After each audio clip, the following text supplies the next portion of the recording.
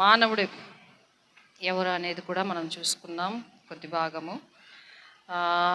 మానవుడు దేవుని యొక్క స్వరూపమని, దేవుడు మానవుడిని తనతో సహవాసం చేయటానికి, తండ్రిని మహిమపరచటానికి, మరి సృష్టిని అంతటినీ సృష్టించి ఒక మాటతో మరి సృష్టిని అంతటిని సృష్టించి తండ్రిని మహిమపరుస్తాడని మానవుని చేసుకున్నాడు. వీళ్ళిద్దరు కూడా దేవుడు ఎంత పరిశుద్ధుడో మరి మానవుడు కూడా పరిశుద్ధంగా ప్రేమ కలిగిన మానవుడిగా, న్యాయవంతుడైన మానవుడిగా, మరి దేవుణ్ణి ప్రేమించే మానవుడిగా చేసుకున్నాడు. అయితే మరి ఈ యొక్క చెట్లను, సింహాలను, పులులను వీటన్నిటిని చూసినప్పుడు వీరిద్దరు కూడా మరి దేవుణ్ణి ఎంతో స్తుతించేవారు. అబ్బా, నా కోసమే కదా ప్రభువా ఈ చక్కని చెట్లు, పూలు, కాయలు, ఈ జంతువులను వీటన్నిటిని నా కోసమే కదా చేశావని వీరిద్దరూ కూడా ఎంతో సంతోషంగా ఉండేవారు. దేవుణ్ణి ఘనపరుస్తూ ఉండేవారు, దేవుని మహిమపరుస్తూ ఉండేవారు. మరి ఈ యొక్క సృష్టి కూడా మరి దేవుడు ఏం చేశాడంటే ఈ సృష్టి మీద అధికారము మానవుడికి ఇచ్చాడు. ఏమి ఇచ్చాడంటే అండి, సృష్టి మీద అధికారాన్ని మానవుడికి ఇచ్చాడు. సృష్టికి అంతటికి కిరీటం మానవుడు అంట. మరి కిరీటంగా ఇచ్చాడంట. మానవుడే కిరీటం అంటే మానవుడే ఏలాలి ఈ సృష్టిని అంతటిని. అయితే ఈ మానవుడు ఏం చేశాడంటే, ఈ మనిషి ఏం చేశాడంటే, మానవులంటే మనం ముందున్న ఆది మానవులైన ఆదాము హవ్వ గారు వీరు ఏం చేశారంటే, మరి దేవుడు ఒక చిన్న ఆజ్ఞను మరి చెప్పాడు. ఇదిగో అన్నీ తినండి, పళ్ళు, కాయలు, మరి ఆ మధ్యలో ఉన్న ఒక్క చెట్టు పండు మాత్రం మీరు తినద్దు, అది మంచి చెట్లు ఇచ్చు మరి జ్ఞానం ఇచ్చు వృక్షం, అది తినద్దు అని చెప్తాడు. అది దేవుడు ఇచ్చిన ఆజ్ఞ. దేవుడు ఆ పండు తినద్దని ఏదో ఆ పండులో ఏదో ఉందని కాదు, కానీ అక్కడ మరి దేవుని ఆజ్ఞను హృదయపూర్వకంగా మానవుడు గైకొనాలని దేవుడికి స్వేచ్ఛనిచ్చాడు, మానవుడికి స్వేచ్ఛనిచ్చాడు దేవుడు. సో అందుకని ఈ మానవుడు ఏం చేశాడంటే ఆ స్వేచ్ఛను దుర్వినియోగం చేసుకున్నాడు. మరి దేవుడు తినద్దన్నాడు, తింటే నువ్వు చస్తావు అని చెప్పినాడు. అయితే ఈ అపవాది సాతాను మానవుని మోసం చేసి నువ్వు తింటే చావు, నువ్వు ఇంకా బ్రతుకుతావు, దేవతలాగా అయిపోతావు. మనం ఎవరి పోలిక? మరి దేవత పోలికలోకి అవుతామంటే ఏమిటి దాని ఉద్దేశం? దేవుడు ఎక్కువ, మరి అపవాది చెప్పింది ఎక్కువ, దేవుడు చెప్పింది ఎక్కువ. ఆల్రెడీ దేవుని పోలికలో ఉన్నాం. చూడండి, ఒక కలెక్టర్ గారి దగ్గరికి వెళ్ళి, బాబు నీకు గవర్నమెంట్ పోస్ట్ ఇస్తాం, మంచి పోస్టు, ప్యూన్గా నీకు పోస్ట్ ఇస్తాం అంటే ఏమంటాడు కలెక్టర్? చేస్తానంటాడా? చేస్తానంటాడా? ఆల్రెడీ ఆయన ఏ పోస్ట్లో ఉన్నాడు? మంచి గవర్నమెంట్ కలెక్టర్ పోస్ట్లో ఉన్నాడు. నీకు నేను ప్యూన్ పోస్ట్ ఇస్తానంటే వెరీ గుడ్, ప్యూన్ పోస్ట్ చేస్తానంటాడా? అంటూ మనం దేవుని పిల్లలం, దేవుని పోలిక. దేవుడు ఈ సృష్టిని అంతటిని మనల్ని ఏలమని ఇచ్చాడు. మరి దాన్ని లోపరుచుకోమన్నాడు, వర్ధిల్లమన్నాడు, విస్తరించమన్నాడు, అభివృద్ధి చెందమన్నాడు. ఇంత గొప్ప అధికారము సృష్టి మీద మనకిచ్చి, ఎంతో స్వేచ్ఛనిచ్చి మరి మనని ఈ యొక్క భూమి మీద పెడితే ఈ స్వేచ్ఛని దేవుడు మరి మానవులు దేవుడు ఇచ్చిన దాన్ని దుర్వినియోగం చేసుకున్నాను. సో చాలా రిఫరెన్సెస్ ఉన్నాయి చెప్పడానికి, ఇప్పుడు సమయం లేదు కనుక నేను త్వరగా ముగిస్తాను. ఎప్పుడైతే ఈ యొక్క స్వేచ్ఛను దుర్వినియోగం చేసుకున్నాడో మానవుడికి అంధత్వం వచ్చింది. అంటే వాడి నేత్రములు మూయబడినాయి, 3 రకాల పాపములు వాడిలోనికి ప్రవేశించినాయి. ఏమిటా 3 రకాల పాపములు? పాపము చూడండి, ఆజ్ఞ అతిక్రమమే పాపం, దేవుని మాట వినకపోవడమే పాపం. చాలామంది అనుకుంటారు, నేను ఏ దొంగతనం చేయలేదు కదండి, బూతులాడలేదు కదండి, సినిమాలకు కూడా వెళ్ళనండి, ఎవరిని హత్య చేయలేదండి అని అనుకుంటూ ఉంటాం. లేదండి, మనము మన ఆది తల్లిదండ్రులు దేవుని యొక్క ఆజ్ఞను మీరినారు. ఆ ఆజ్ఞ అతిక్రమమే పాపము. సో పాపము వలన వచ్చు జీతము, ప్రతి పనికి జీతం ఉంటుంది. అర్థమైందండి? ఈవెన్ దొంగడికి కూడా జీతం ఉంటుంది. దొంగడికి ఎలాగండి జీతం ఉంటుంది కదండి? దొంగడికి జీతం ఉంటుందా? ఉంటుంది. చూడండి, మరి వాళ్ళే కాదు, ఏదైనా పని జరగాలంటే ఆఫీస్కి వెళ్ళాలంటే ఏం చేస్తారు? దొంగతనంగా బల్ల కింద జీతం, వాడికి ఆ జీతం కాదు ఇంకో జీతం ఉంటుంది కదా. దొంగోడు రాత్రంతా కష్టపడి పాపం దొంగతనం చేస్తాడు. మనం చేయగలమా? చేయలేం. నిద్ర ఆపుకోలేం కదా. ఎంత కష్టపడి దొంగతనం చేస్తాడో. వాడికి ఏదో కొంట ముడుతుంది, అది వెళ్ళి మళ్ళీ గుళ్ళో వేసి దేవా నీకు సగం నాకు సగం అంటాడు. మళ్ళీ రేపు నేను దొంగతనం చేసినప్పుడు దొరకకూడదు. ఓకేనా? సో మన ఇద్దరం సగం సగం. సో ప్రతి పనికి జీతం ఉంటుంది. నీతితో కూడిన దానికైతే మనకి నెమ్మది శాంతి ఉంటుంది ఆ జీతంలో. కానీ ఈ మానవుడు ఆజ్ఞను అతిక్రమించాడు. ఆజ్ఞ అతిక్రమే పాపము, పాపం వలన వచ్చు జీతము మరణము. సో పాపంలో 3 రకాలని చెప్పాను కదా. ఇది నేను చేయలేదు అంటానికి లేదు. భూమి మీద ఉన్న ప్రతి మనిషి భూమి మరి అంతమయ్యేంత వరకు ఈ పాపం చేస్తూనే ఉంటాడు. వాడు నించున్న నేను, కూర్చున్న మీరు కూడా. అదేంటంటే నేత్రాస, శరీరాస, జీవపు డంబం. నేత్రాస అంటే ఏంటండి? చూసిందల్లా అబ్బా ఈ అబ్బాయి ఈ బండి భలే బాగుంది, నాకు కూడా ఉంటే బాగున్నాను అనుకోవడంలో తప్పులేదు. అర్థమవుతుందండి? వాడికి ఉన్న స్థాయిలో వాడు కొనుక్కోవడంలో తప్పులేదు. కానీ వాడి బండి నాశనం అయిపోవాలి, నా బండి బాగుండాలి కదండి. ఈ నేత్రాస ఎక్కడి వరకు వెళ్ళిపోయిందంటే కళ్ళు మూసుకుపోయి మానవుడు ఏం చేస్తున్నాడో కూడా తెలియదు. ఒక అమ్మాయిని పెళ్లి చేసుకోవడం తప్పులేదు, కానీ పొరుగువాని భార్యను తీసుకోవడం కళ్ళు మూసుకుపోని. నేత్రాస చూసిందల్లా కావాలనుకోవడం, అది కావాలి, అన్నీ కావాలి, దాహం, పాపం అనే దాహం. ఇప్పుడు నాకు 1 కోటి రూపాయలు, ఇక్కడ వాళ్ళు ఎవరికైనా 1 కోటి రూపాయలు ఇచ్చామనుకోండి, అమ్మయ్య నా జన్మకి 1 కోటి రూపాయలు చాలా అనుకుంటారు ఎవరైనా? అనుకోరు. దీన్ని ఏం చేద్దాం, ఇంకో 1 కోటి వస్తే బాగుండు అనుకుంటాం. ఇంకొక 1 కోటి రూపాయలు వస్తే, అంటే పాపపు దాహం అనేది అది తీరనిది నేత్రాస. రెండవదిగా శరీరాస.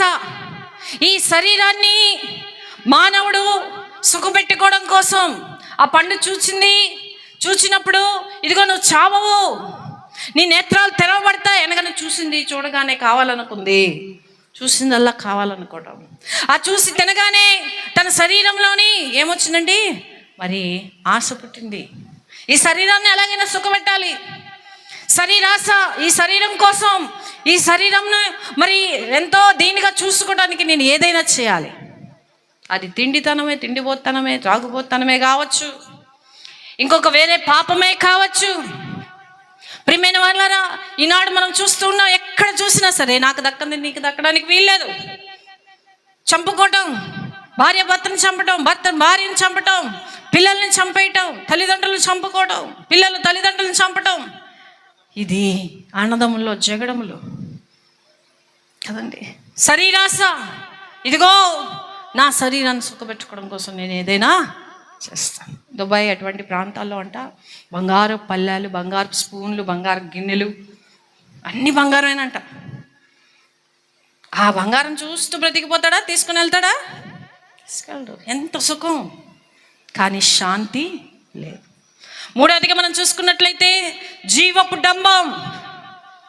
అప్పుడు దాకా మానవుడు తండ్రిని మహిమపరుస్తుండేవాడు. దైవా ఇగో ఈ పువ్వు చూసి అబ్బా ఎంత బాగుంది, నా కోసం చేస్తా, నీకు వందనాలు యేసయ్యా, నీకు వందనాలు దేవా అని చెప్పేవాడు. ఈ చెట్టుని చూసి నీకు వందనాలు ప్రభువా తండ్రి, నా కోసం చేస్తా అని చెప్పేవాడు.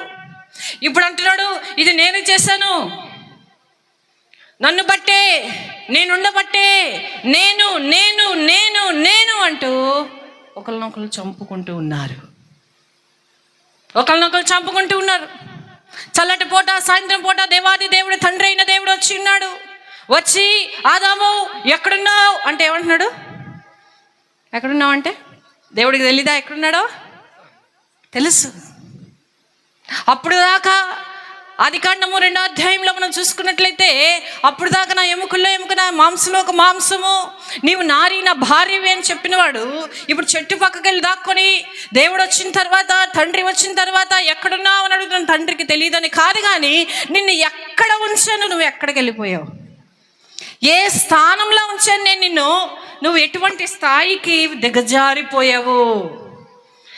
నేను వచ్చినప్పుడు పరిగెట్టుకుంటూ సంతోషంగా గంతులు వేస్తూ నా దగ్గరకు వచ్చి కూర్చొని కబుర్లు చెప్పి నన్ను ఘనపరిచావు. ఇప్పుడు నేను వస్తానని తెలిసి కూడా నువ్వు వెళ్ళి చెట్టు చాటుకి వెళ్ళి దాక్కుంటున్నావు. నువ్వు ఎక్కడున్నావు అంటే అంటున్నాడు, మొన్నటిదాకా అబ్బా నా ఎముకలో నా ఎముక అంటున్నవాడు ఇప్పుడు అంటున్నాడు, ఇదిగో నీవిచ్చిన ఈ స్త్రీని బట్టి నేను ఈ పాపము చేయవలసి వచ్చింది. ఇప్పుడు భార్య అంటలా, ఇప్పుడు నారీ అంటలే, ఇప్పుడు అంటున్నాడు ఈ స్త్రీ అంటున్నాడు, నువ్వు ఇచ్చావు కదా జీవపు డంబం, నన్నంటావేంటి నేను ఎక్కడున్నానని? నువ్వే తప్పు చేసావు, ఈ భార్యని ఇచ్చి నాకు నువ్వే తప్పు చేసావు, ఒక్కడనే హాయిగా ఉండేవాడిని, నువ్వే తప్పు చేసావు అని చెబుతూ, ఇదిగో ఈ స్త్రీ బట్టి, ఈ స్త్రీ అంటే అవునయ్యా నాదేనయ్యా, తప్పు అయిపోయిందయ్యా, నేనే ఫస్ట్ తిని ఆయనకి ఇచ్చానయ్యా, ఆయనదేం తప్పులేదయ్యా, క్షమించండి అయ్యా, నా భర్త నా పాపం బట్టి క్షమించండి అని ఏ భార్య అయినా అంటదండి? ఎందుకు అవి అనలేదు? ఆ పాపమే మనకు వచ్చింది, మనం అనం. నాకు చెప్తారంటే నేను నాకు చెప్పే ముందు ఆయనకి చెప్పండి అంటారు కదా. నాకు చెప్తావేంటమ్మా, ఆయనకి చెప్పుకోముందు అంతే కదా. అలాగే ఏమి కూడా ఏమంటుంది, ఇదేంటయ్యా నన్ను అంటావు, ఇగో ఈమెతో వచ్చింది, ఈమె వచ్చి నన్ను మోసం చేసి, అపవాది నన్ను మోసము చేసి, ఒకళ్ళొకళ్ళు తప్పులు నెట్టుకుంటున్నారు. జీవపు డంబం, ఒక మాట అంటే పడవు, ఒక మంచి అంటే వినం, ఒక ప్రార్థన అన్నా, ఒక మంచి మాట అన్నా, వినటానికి దేవుని వాక్యం అన్నా, దేవుని సన్నిధన్నా, దేవుని సహవాసం అన్నా మన గిట్టుదు. నేను చెప్పినట్టే. ఇప్పుడు భార్యాభర్తలు కలిసి మాట్లాడుకోవట్లే, భార్యాభర్తలు కలిసి ఇచ్చేయట్లే. ఏ భార్యలో పాపం ఉంటుందో, ఏ భర్తలో దేవునికి వ్యతిరేకమైన పాపం చేస్తుంటాడు, భార్యను ప్రేమించలేడు, భర్తను ప్రేమించలేడు. అది మనము జ్ఞాపకం చేసుకోవాలి ప్రియ సహోదరులారా. ఇది మానవుడి యొక్క వాడి హృదయం ఎలా ఉందంటే నిర్మయ గ్రంథం బహు ఘోరమైనది, మోసకరమైనది. ఎఫెసీయులకు రాసిన పత్రిక, గలతీయులకు రాసిన పత్రికలో చెప్తా ఉంటాడు. ఏమని చెప్తాడంటే, ఇదిగో వాని పాపము చేత చచ్చిన వాని వలే. ఇప్పుడు ఏమైందంటే అండి, శరీరం ఉంది, ప్రాణం ఉంది, కానీ ఆత్మ ఏమైపోయిందండి? చచ్చిన స్థితిలోనికి వెళ్ళిపోయింది. ఇది మానవుడి పరిస్థితి. మంచి చేయాలనుకుంటున్నాడు కానీ మంచి చేయలేకపోతున్నాడు.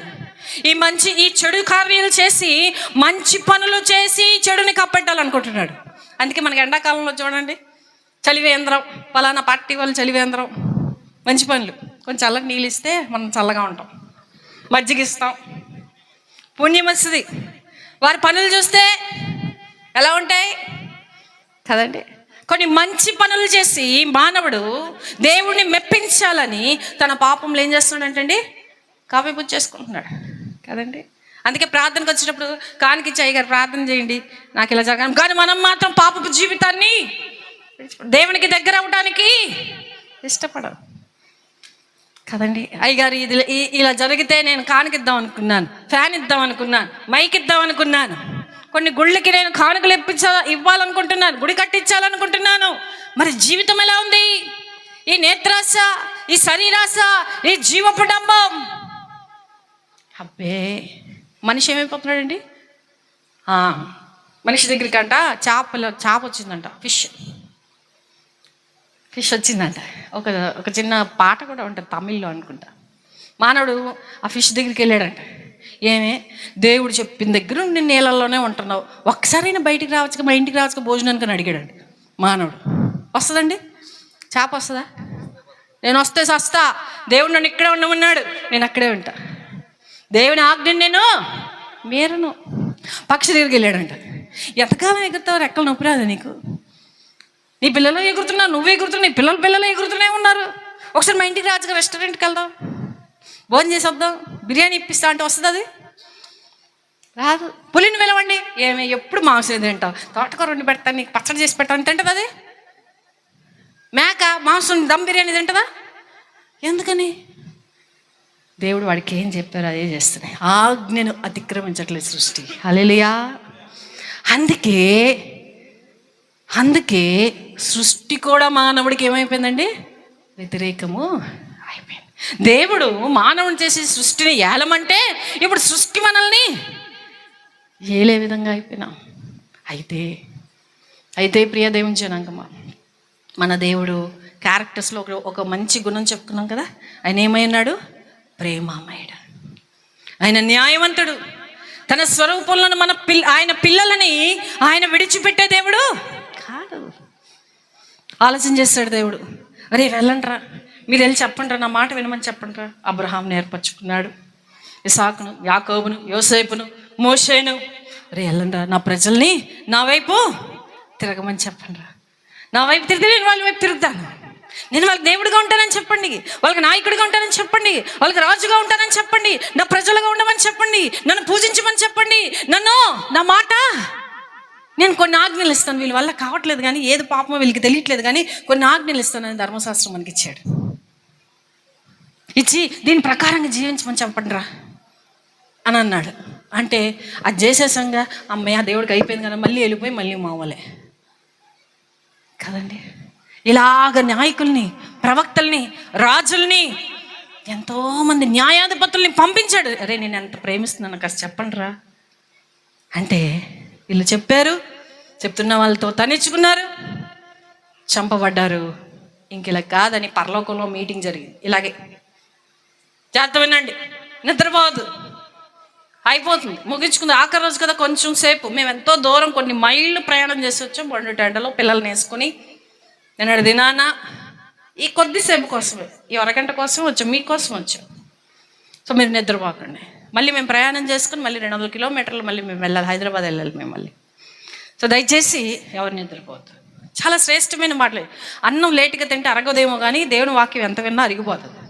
అది బలమే, అది శక్తే. ఇది నిత్యత్వానికి పరలోక సంబంధమైన మాటలు. ఇవి మీకు ఎక్కడ దొరకవు.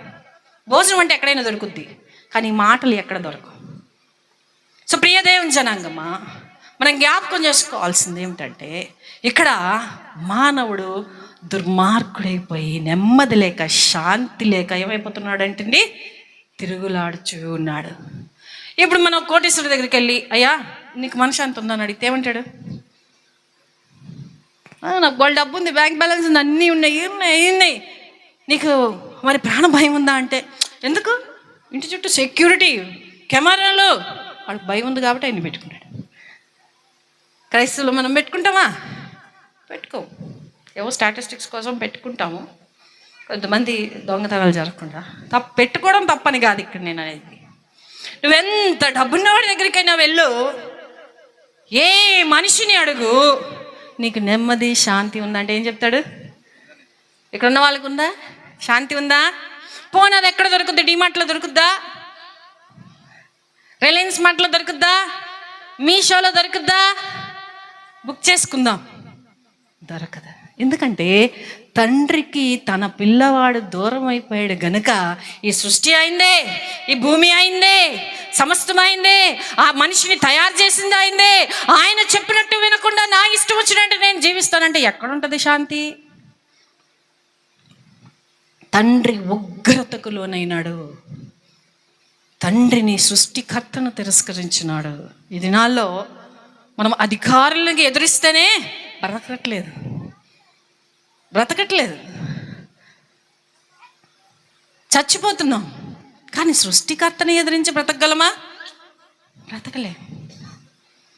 పాపం వల్ల వచ్చే జీతం మరణం. దేవుడు ఎంతో చెప్పినాడు మానవుడికి, కానీ వినలేదు. అప్పుడు పైన మీటింగ్ జరిగింది. యెషయా గారు, ఇర్మియా గారు, అబ్రహాం గారు, మరి ఇస్సాకు గారు, వీళ్ళందరూ మీటింగ్ పెట్టుకున్నారు. దేవుడు, తండ్రి దేవుడు అందరు పెట్టుకుని బాధపడుతున్నాడు. దేవుడు ఇలాగే తలపట్టుకుని, అయ్యో వీరి స్వరూపమే, నా పిల్లలే వీరిలాగా పాపంలో పడిపోవటం నాకు ఇష్టం లేదే, ఏం చేయమంటారు? నా ప్రేమను ఎలా వ్యక్తపరచాలి? వీరి కొరకే కదా నేను ఈ నీళ్లను, ఈ కొండలను, ఈ చెట్లను ఇవన్నీ చేశాను. నా దగ్గరికి వచ్చి నన్ను మహింపరచట్లేదంటే అప్పుడు అబ్రహాం గారు అంటున్నారు, ఇందాక చెప్పారు చక్కగా అయ్యగారు అబ్రహాం గారి గురించి, అయ్యా నేను మళ్ళీ వెళ్తానయ్యా, నువ్వు ఏడవకయ్యా, బాధపడకయ్యా, నీ ప్రేమ మాకు అర్థమవుతుందయ్యా అసలు. వద్దు అబ్రహాము, వద్దు, నీ పని చేసేసు. మోషే గారు వచ్చారు, అయ్యా నేను వెళ్తానయ్యా, నేను వెళ్ళి చెప్తానయ్యా, నువ్వెంతో బాధపడుతున్నావయ్యా, నువ్వు ఇంత బాధపడుతున్నావు, నా ప్రజలకి వెళ్ళి చెప్తున్నావు. వద్దయ్యా, నిన్ను మీద సనిగారు, గొనిగారు, ఎర్ర సముద్రాన్నే పాయలు చేస్తున్న వాళ్ళ కొరకు నిన్నేమైనా లక్ష్య పెట్టారా? వద్దయ్యా, వద్దు. యెషయా గారు అంటున్నారు, ఇర్మియా గారు అంటే మేము వెళ్తాం, మేము మళ్ళీ భూలోకానికి వెళ్ళి నువ్వు ఇంత బాధపడుతున్నావు, వద్దయ్యా నిన్ను పోతావు అని అంటారు, మళ్ళీ చంపుతారు అని అంటే ఇది కాదు ఇంకా అని దేవుడే ఆలోచన చేసి యేసుక్రీస్తుగా కుమారుడిగా ఈ భూలోకానికి వచ్చినాడు. హల్లెలూయా. చప్పట్లు కొడదాం అందరం, గట్టిగా చప్పట్లు కొట్టి పక్క వారు లేచిపోవాలి. గట్టిగా చప్పట్లు కొడదాం, గట్టిగా చప్పట్లు కొడదాం. ఒక రాజు వస్తుంటే, ఒక అధికారి వస్తుంటే, ఒక పార్టీ నాయకుడు వస్తుంటే గట్టిగా చప్పట్లు కొడతామే. మన కొరకు పరలోకం నుండి యేసయ్య భూలోకానికి వచ్చినాడు. గట్టిగా చప్పట్లు కొడదాం. యేసయ్యా నీకు వందనములయ్యా, నీకు స్తోత్రములయ్యా, నా కొరకు నువ్వు వచ్చినావయ్యా అని చెబుతూ దేవాది దేవుడు. ఎంతకన్నా గొప్ప అద్భుతం ఏమైనా ఉంటుందండి? ఎంతకన్నా గొప్ప. మన కొరకు అమెరికా నుండి ప్రెసిడెంట్ గారు రాలేదు, మన ఊరు ప్రెసిడెంట్ గారు రాలేదు, కలెక్టర్ గారు రాలేదు, మనం ఓట్లు వేసిన వాళ్ళు రాలేదు. ఎవరు వచ్చారు? నీతో నాకు పర్లేదయ్యా దేవా, నేను బ్రతకగలను అని ఆయన తోసివేసి పక్కకి వెళ్ళిపోయిన మనల్ని చూచి ప్రేమించి యేసయ్య మన కొరకు వచ్చినాడు. హల్లెలూయా. ఎంత గొప్ప దేవుడు. మనిషిగా బ్రతకకుండా పశువులాగా బ్రతుకుతుంటే కుమారుడిగా ఆయన వచ్చినాడు. పశువుల పాకలో జన్మించినాడు. ఆయన అందరికీ దేవుడు. రాజులకే కాదు, ధనవంతులకు కాదు, భూమి మీద ప్రతి మానవ, ప్రతి జాతికి, ప్రతి ప్రాంతం, ప్రతి దేశంలో ఉన్న ప్రతి మానవాళికి ఆయన దేవుడు. హల్లెలూయా. ఆయన కుమారుడిగా వచ్చి మన మధ్యన జీవించి మన కొరకు మరి ఏం చేసినాడంటే అండి, పాపంలోకి జీతం మనం చచ్చిపోవాలి కదా. ఇప్పుడు నేను దొంగతనం చేశాను, ఇప్పుడు వస్తా దొంగతనం చేసాను. అక్కడ మేకలో ఒక మేక ఎక్కిచ్చేసాను. ఎక్కడ? కారులో. వెళ్ళేటప్పుడు లెక్క పెట్టుకోండి మరి. నిజం అనుకున్నారు. సరే ఎక్కించుకుని వెళ్ళిపోయాను అనుకోండి. అప్పుడు మీరు ఎవరో చూసి పోలీస్ కంప్లైంట్ ఇచ్చారు. ఈ తండ వాళ్ళు ఇక్కడ అందరూ కంప్లైంట్ ఇస్తున్నా, వెనకాల పోలీసులు వచ్చేస్తే మరి స్టేషన్కి పదమ్మాయి అంటే నేను రాను, కానీ ఇదిగో మా దొడ్లో ఒక్క పిల్ల ఉంది, దాన్ని తీసుకెళ్ళి జైల్లో పెట్టి అంటే ఏమంటాడు? నేను రాను, నాకు బదులు కుక్కను తీసుకెళ్ళి జైల్లో అయిందంటే ఏమంటాడు పోలీసుడు? లాఠీ తీసి కొట్టుడు కొడతాడు నన్ను. అవునా కదా? కదండి. ఎవరు చేసిన పాపమునకు వాళ్ళే.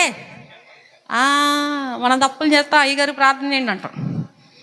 మనం పాపం చేస్తాం, మనం బూతులాడతాం, మనం అబద్ధాలు ఆడతాం, సినిమాలు సీరియళ్ళు చూస్తాం, ఫోన్లో అన్ని పిచ్చి అన్నీ చూస్తూ ఉంటాం. అయ్యగారు ప్రార్థన చేయండి అంటాం. ఆదివారం వచ్చేసరికి కానుగేసేస్తాం. పోతుంది అనుకుంటున్నారా? ఎక్కడికి పోదు. హృదయంలో నుండి వచ్చినవన్నీ కూడా మోసకరమైనవి, హానికరమైనవి, దేవునికి వ్యతిరేకమైన. ఎందుకంటే చెడిపోయింది ఏంటి? హృదయం. చెడిపోయింది హృదయం, నీ ఆత్మ. అయితే మానవుడిగా యేసు ప్రభువు వారి లోకానికి వచ్చి, అయ్యో నా ప్రజలు ఇలాగ మరణించుట నాకు ఇష్టం లేదు, నేనే వారి కొరకు మరణిస్తానని ఆయన మానవుడిగా, సంపూర్ణ మానవుడిగా, సంపూర్ణ దేవుడిగా ఆయన వచ్చి మన కొరకు ఆయన సిలువ మీద మరణించాడు. ఇప్పుడు గట్టిగా చప్పట్లు కొట్టండి, గట్టిగా చప్పట్లు కొట్టండి, గట్టిగా. ఇదిగో మనం చేసిన చేతులతో, పాపము చేసిన చేతులతో పేకాటాడి, జోదమాడి, లంచాలు తీసుకుని ఇదిగో వీటితో కొట్టి పొడిచి చంపిన ఈ చేతుల కొరకు ఆయన చేతులకి మేకలు కొట్టించుకున్నాడు. ఇదిగో ఈ కాళ్ళతో పుట్టిన దగ్గర నుండి ఎక్కడెక్కడ ఏ చెడు స్థలాలకి వెళ్తున్నావో, ఎవరిని చంపడానికి వెళ్తున్నావో, ఎవరిని మోసం చేయడానికి వెళ్తున్నావో, ఎటువంటి అరాచకాలు, వ్యభిచారము చేయడానికి పాదాలు పరుగుదిస్తున్నాయో, ఈ పాదముల కొరకు, మన కొరకు ఆయన ఒక పాదములకు, కాళ్ళకు మేకలు కొట్టించుకున్నాడు. ఇదిగో నీ తలంపులు, నీ ఆలోచనలు ఇదిగో చెడిపోయినవి, బయటకు ప్రైజులాడంటావు. ఇప్పుడు వచ్చాడు చచ్చినోడు అంటాం. తలంపులు ఏమైనా? మన హృదయం ఏమైపోయింది? చెడిపోయింది. రాక బాగొచ్చా అంటాం, దీనికి పని పట్టలేదు, ఇప్పుడు అవుతుంది. మన తలంపులు అలాగండి చెడిపోయినది.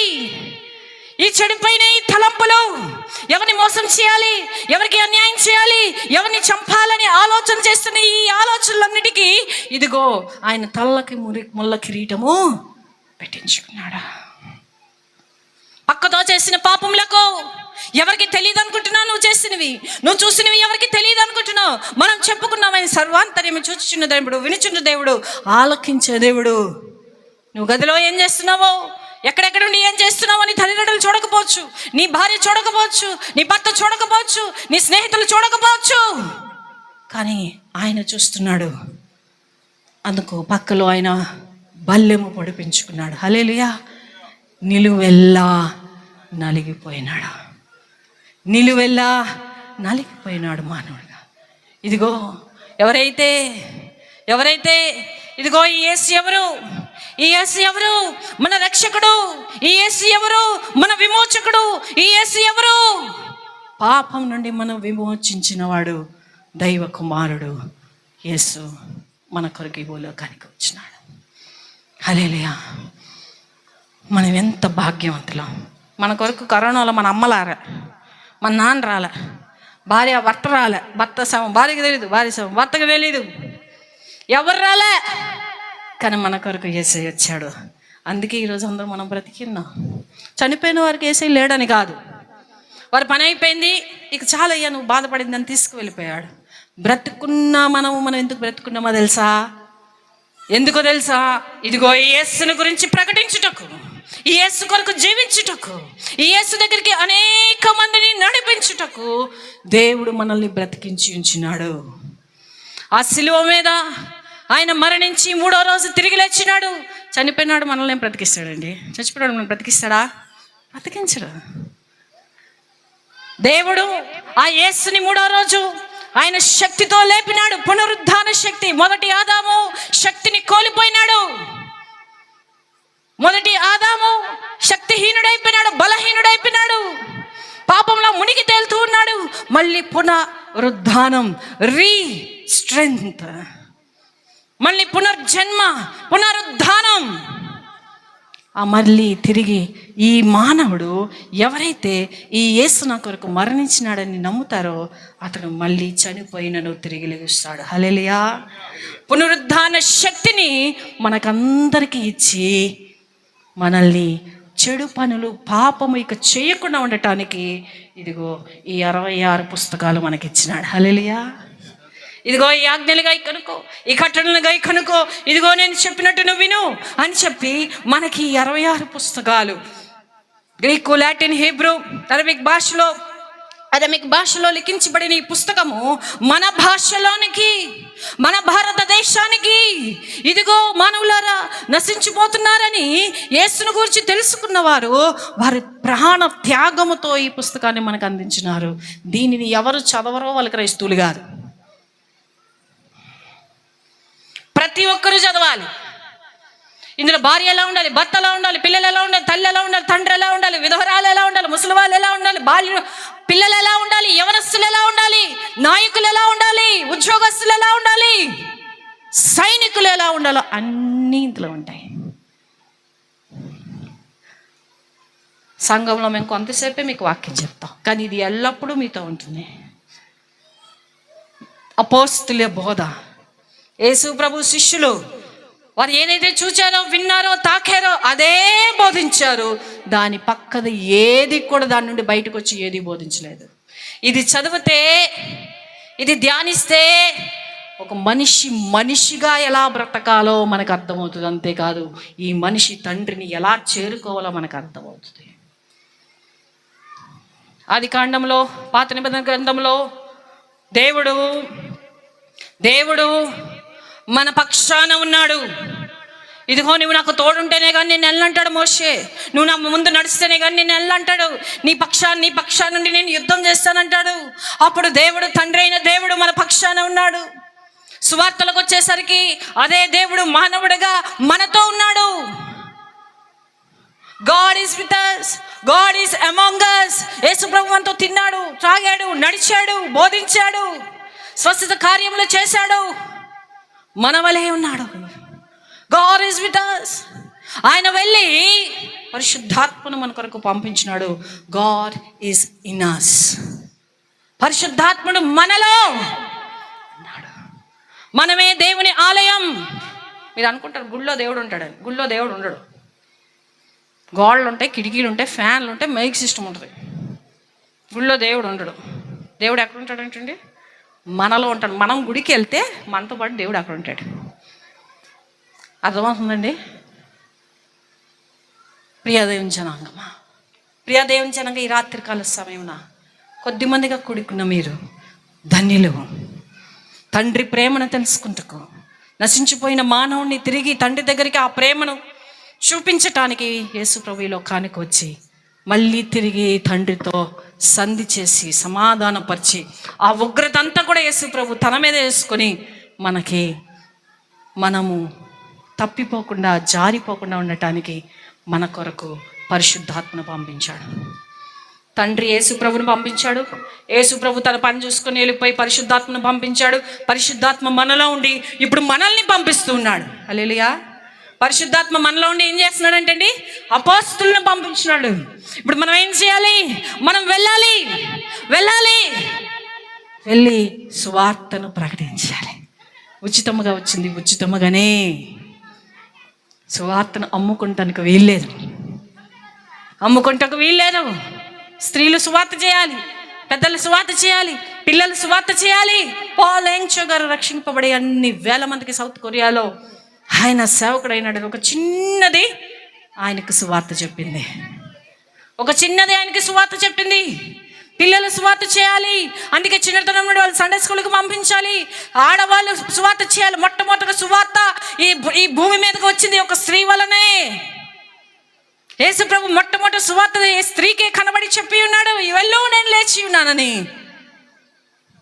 స్త్రీలు ఉట్టిగా వంట చేసుకొని పనులు, పిల్లలతో పనులేండి, ఎక్కడండి కుదరట్లేదండి ప్రార్థనకి, నో. ఆయన వెళ్ళి మనకు బాధ్యతను అప్పగించినాడు. మనందరి పైన ఆ బాధ్యత ఉంది, ఈ సువార్త ప్రకటించే బాధ్యత. ప్రియ దేవుని జనంగమా, ఈ రాత్రికాల సమయమున ఈ యేసు కొరకు నేను జీవిస్తాను. నా కొరకు ప్రాణం పెట్టిన ఈ యేసు కొరకు నేను నా ఆఖరి శ్వాస వరకు నేను జీవిస్తాను. ఈ యేసు మాటలు నేను అందరికీ చెబుతాను. ఈ బైబిల్ని నేను ధ్యానిస్తాను. సంఘమునకు తప్పకుండా క్రమంగా నేను వెళ్తాను. ఇదిగో ఆయన జ్ఞాపకం చేసుకుంటూ నా కొరకు మాంసపు ముద్ద అయిపోయి ఆఖరి బట్టి వరకు చిందించిన ఆ యొక్క బల్లలో నేను పాలు పంపులు పొందుకుంటాను. ఇదిగో అయ్యో, సువార్తను ప్రకటించకపోతే నాకు శ్రమలు ఎందుకు వస్తున్నాయో తెలుసండి మనకి? యేసు ప్రభు తెలిసి కూడా ఆయన గురించి చెప్పకపోవటం వల్ల, ఆయనను గురించి ప్రకటించకపోవటం వల్ల. కూరగాయలు వచ్చాడా, అయ్యా యేసు ప్రభు నీకోసం మరణించాడయ్యా, ఆయన నిజమైన దేవుడే చెప్పు, పాలోడికి చెప్పు, షాపోడికి చెప్పు. నీకు అక్కడ కిరీటము, నీకు అక్కడ పరలోకము. తండ్రితో మనం కలిసి ఉండేవారం ఏదైనా వనంలో, ఆ తోటలో సంతోషముగా. ఇదిగో మనం దూరం అయిపోయినాం, మళ్ళీ గెత్సెమనే తోటలో తిరిగి మనం కలుసుకుంటకు కుమారుడు ఆ తోటలో తండ్రితో సహవాసము కలిగి ఉండుటకు ఆ తోటలో వచ్చి ఎంతో ప్రసవ వేదన పడి మన కొరకు సిలువకు ఎక్కినాడు. మళ్ళీ యుగాలు ఆయనతో ఉండటానికి మనల్ని తీసుకొని పోబోతున్నాడు. హల్లెలూయా. నమ్మిన వారందరం చప్పట్లు కొడితే, ఇదిగో ఈ యేసయ్య నాకు కావాలి, ఇదిగో ఈ యేసు నాకు కావాలి, ఇదిగో ఈ యేసు కొరకు నేను బ్రతుకుతాను, ఈ యేసుని నేను ప్రకటిస్తాను, ఇదిగో నా పాపములు క్షమించబడినాయి, ఈ నేత్రాస శరీరాస జీవపు డంబము నుండి నేను బయటికి రావాలనుకుంటున్నానన్న వారు ఇదిగో ఈ బైబిల్ని ధ్యానించి యేసు కొరకు జీవించడానికి తీర్మానించుకున్నట్లయితే అక్కడే లేచి నిలబడండి. మీ గురించి ప్రార్థన చేస్తాం. మీరు ఈ యేసు కొరకు నేను జీవిస్తాను, ఈ యేసుని నేను ప్రకటిస్తాను, ఈ యేసు కొరకు నేను మరణించడానికైనా సిద్ధం ప్రభా. ఇదిగో నా కుటుంబం, ఇదిగో నా బిడ్డలు, ఇదిగో ప్రభా ఉన్న పాటలు నీ దగ్గరికి వస్తున్నాను ప్రభా. మనిషిగా బ్రతకకుండా ఇదిగో పశువు వలె జీవిస్తున్న నా జీవితాన్ని చూచి నా కొరకు నా పాపముకు నన్ను అందరూ ఛేదించుకున్నారు, నన్ను అందరూ వేశారు. వీడా ఇదిగో ఈమా చిచ్చి అని నా పాపమును బట్టి నన్ను తృణీకరించారు. యేసయ్యా, నీవైతే నన్ను అమ్మా అని పిలుచున్నావు, నా కుమారుడా అని పిలుస్తున్నావు. నేను నా ఉపదేశము నీకు ఇస్తాను, ఇదిగో నా ఆజ్ఞలు నీకు ఇస్తాను. నా మాట వింటావా? ఇదిగో నా దగ్గరకు వస్తావా? నీ కొరకు నేను ప్రాణం పెట్టానమ్మా, నీ కొరకు నేను ప్రాణం పెట్టానయ్యా అని చెప్పాను. 2 చేతులు చాచి నిన్ను పిలుస్తూ ఉన్నాడు. ఆ సిలువను జ్ఞాపకం చేసుకుందాం, పరిశీలన చేసుకుందాం, పరీక్షించుకుందాం. దేవా నీకు స్తోత్రములయ్యా, తండ్రి నీకు స్తోత్రములయ్యా, నీకే వందనములయ్యా. ప్రభా ఎంతో నీచపు జీవితము నేను చేసిన పాపంలో నాకు తెలుసు. దావీదు అంటున్నాడు, నేను చేసిన పాపంలో నాకు తెలిసి అన్నవి ఇదిగో నా కళ్ళు ఎదుట అవి కనబడుచు ఉన్నవి అంటున్నాడు. నువ్వెంత ఘోర పాపివో ఎవరు చెప్పనవసరం లేదు. ఇదిగో నీకు తెలుసు. పరిశీలన చేసుకుందాం, పరీక్షించుకుందాం. దేవా ఇదిగో నా మాటలు, ఇదిగో నా బూతులు, ఇదిగో నా లంచగొడుతనం, ఇదిగో నా వడ్డీకి ఇచ్చి నేను ఎంతగానో వాళ్ళని గాయపరిచినాను ప్రభా. వాళ్ళ కష్టాచితం అంతటిని నేను గుంజుకున్నాను ప్రభా. ఇదిగో నేను అక్రమ సంబంధం పెట్టుకొని ఎన్నో కుటుంబాల్ని నాశనం చేశాను ప్రభా. నాయనా నన్ను క్షమించు ప్రభా. తండ్రి నన్ను కరుణించు ప్రభా. ఈ తాగుడు నుండి నాకు విడుదల దయచేయి ప్రభా. ప్రభా నాకు నడిపించు ప్రభా, నన్ను నడిపించు. ఇదిగో నేను నీకు సాక్షిగా ఉంటాను, నీ బిడ్డగా ఉంటానని దేవునికి మనము తీర్మానం తీసుకుందాం. Yes Lord, thank you Jesus, thank you Jesus, thank you Lord. ఎవరు నీ ప్రేమ నాకిలా చూపగలరు నా దేవా, నా దేవా, నా దేవా, నా దేవా. నిన్ను విడచి నీ ప్రేమ మరచి నేనెటు పోగలను దేవా. ఎవరు నీ